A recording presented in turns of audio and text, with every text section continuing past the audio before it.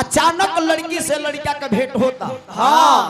वो साल भर के बाद। हाँ साल भर के बाद में भेंट भइल बा तो होत का बा का ए करे जा बोलो ए हमर जान कहे रे कारे कौन ले ना सकारे काठी रे परासावा मूत्रवा मैडम काहे भाई कहे रे पुष्पा बोलो रोज आवत रहू तो हंसत मिलत रहू। हां ए बेरा तहरा अचानक देखत नहीं कि रोवत दारू। हां नचनियों में क्वालिटी मिली हमरे में तरीका करत रे ए उजर को मछी में का कुल लगल पोछे का लग जाई इलार पोछती लाण ए चाचा ए चाचा ए चाचा हो ललकी को मछी दे दही उजर का में दाग लग जाई और ललकी दे दी अपन दे दी ले ला मुंह में पोछ दे दी मोहाई अरे अब थूके लगली सोही रे आराम से पोछो काहे रोत रे केहू कुछ बोल ले ना हाय काका बोल ले बड़े ना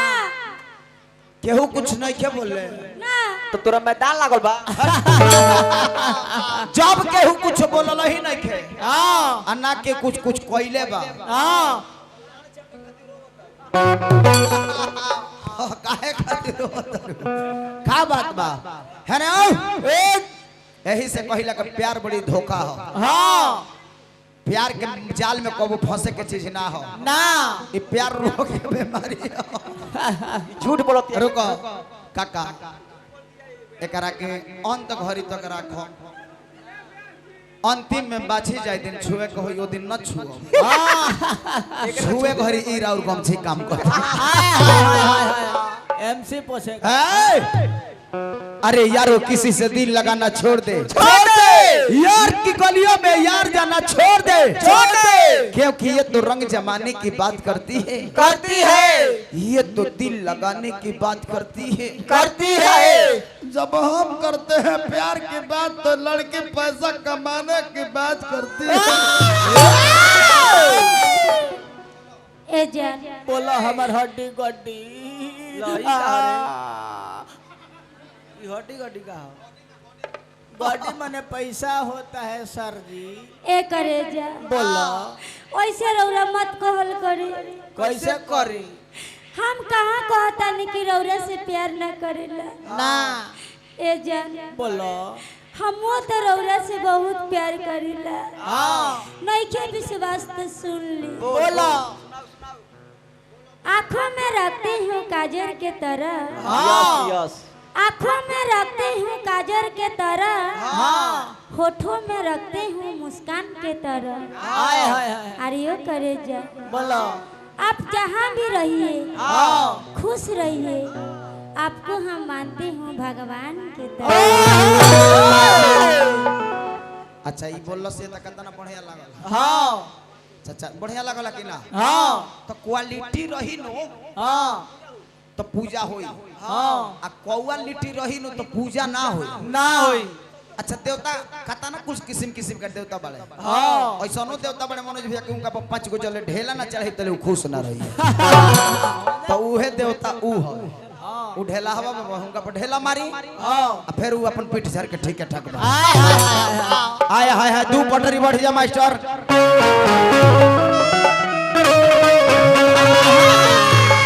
हाय रई रई रई रई रई रई अरे हमारा से झगड़ा रखो के आज होई बनती अमिताभ रे हम ना रहो तोरा चलते बदनाम भइनी रे हाँ तोरे चलते काना कोई नहीं रे अते आज ते गद्दारी कोइले बड़े हाँ तोरा मांग में सिंदूर लौकता हाँ कैसे लगा ले कौन लगौल सा जब लगौल है ओकरा के पहले हमरा के भेंट कराऊ काहे कहनी हां काहे अरे हमारा से झगड़ा रो के अरे होई बनती अमितवा रे हम ना रहब काहे त मतिया मरल सामर हितवा रे हम ना रहब मतिया सामर हितवा रे हम ना रहब भोज सबर न हो भोज सबर चुनैया लहरा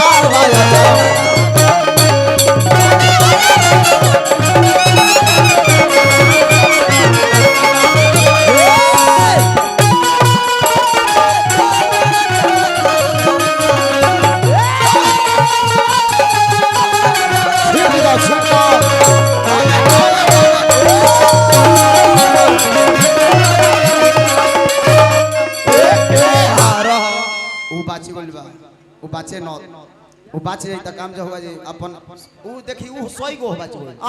ओकरा के दे दी के नहीं चला दी उ भूला जाई भोर में भूला जाला भोर में का पैसा बगल में ना जाए के चाहिए और बा रहो काहे ऐसन काम कइले हरे काहे भैया हमर मिता हवे हमरा के पैसा देले बड़े अनगिनत रुपया बारिश कइले बड़े काहे कहनी हां काहे रोएंगी आंखें मुस्कुराने की बात आएगी रात दिन ढल जाने की बात ओ हमरा ही जरा मुड़ कर तो देख ले ये शायद जिंदगी ना रह जाए तेरे जाने के बाद ए करे जे बोलो रौरा का बुझाता का हमार शादी केहू और से हो गइल बा रौरा इतना चिंता करत तनी रौरा से ज्यादा हमार चिंता होला ए करे जे प्यार तो हम रौरा से कइले बानी कबो हम रौरा से करब झूठ बोलतिया नहीं बढ़िया बात कर रुक एकर किस्मत अतना टोटल थोड़ी बा क्यों सर लंगड़ से ही जाके बिया अतना ही गिरल थोड़ी बिया चाचा जोड़ी खोजाला तोर आशिक कहां बड़े रे अपना आशिक के दिखाऊ आशिक कहां बड़े हमार आशिक के देखे के चाहतनी इहो बिना लाने वाला रुक रे ऐसे हम ना मानो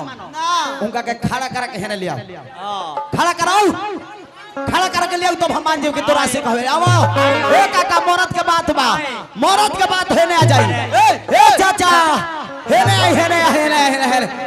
एक अंदर का बात बहने आवे धलिया महाराज छापरा का नाच रवा का जानी ले हमने के न जाना तनी से काहे ये तोर मरद हवे रे ये तोर ए करे जा ई मरद के बात बा ए करे जा रोरा मरद बाने न छपरा का नाम हसवाई ए बाबा सुन रुक रे रो ए चाचा ठीक है कोई नहीं हम बुढ़ारी में ठीक है देखले इहो जानते के सरकारी इनकर गिरले बा काहे त हमारा से खूब बतियाले मीठे हमारा से खूब बतियाले मीठे आ ओकरा से काम चलावा बिया मीठे ओकरा से काम चलावा बिया मीठे अरे अपना के बनत बिया ए भैया सती और सीतावा रे हम ना रहब मतिया मरलस राजकुमार हितावा रे हम ना रहब मति मरलस राजकुमार हितावा रे हम ना रहब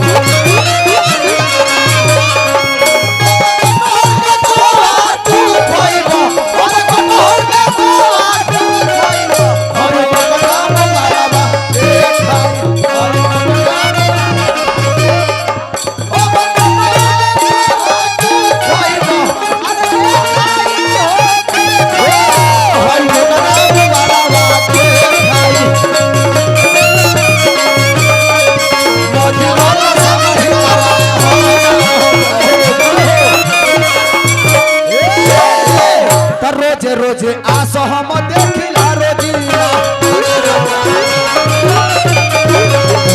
रोज आसो हम देखिला रोजीना काये भैया कुल चला दीवा के हमारा के यहाँ निचलिए दे देती तो काम चल जाए हमारे काम चली और 2-4-5 को दे दी और दे दी अरे रोज रोज आसो हम देखिला रोजीना रोज रोज आसो हम देखिला रोजीना चाचा कतना बढ़िया रुआ पुरस्कार देने हा ए पुष्पा तू ने दुकान छल रहू हम हेने छल रहता नहीं रोज रोज आसो हम देखिला रोजीना 17 राय खटार वाले तनी खड़ा हो जाई आ तनी मने हे बट ए हेने तनी मने यहाँ के हमरा साथे नाचम तनी मने हिया आ जाए आगा तो मरदे के बात कैसा ना तनी मने हिल दी त का हो गई रोज रोज आसो हम देखिला कहिला आ हमरा ऐसन आशिक को पइबू ना कहिला हमरा ऐसन आशिक को पइबू ना कहिला हमरा ऐसन आशिक को पइबू ना कहिला ऐसन आशिक को पइबू ना कहिला अरे जाए तिवारी बाबा अरे कैसे गाई गीतवा रे हम ना रहो मतिया मरला सामर गीतवा रे हम ना रहो मति मरला सामर गीतवा रे हम ना रहो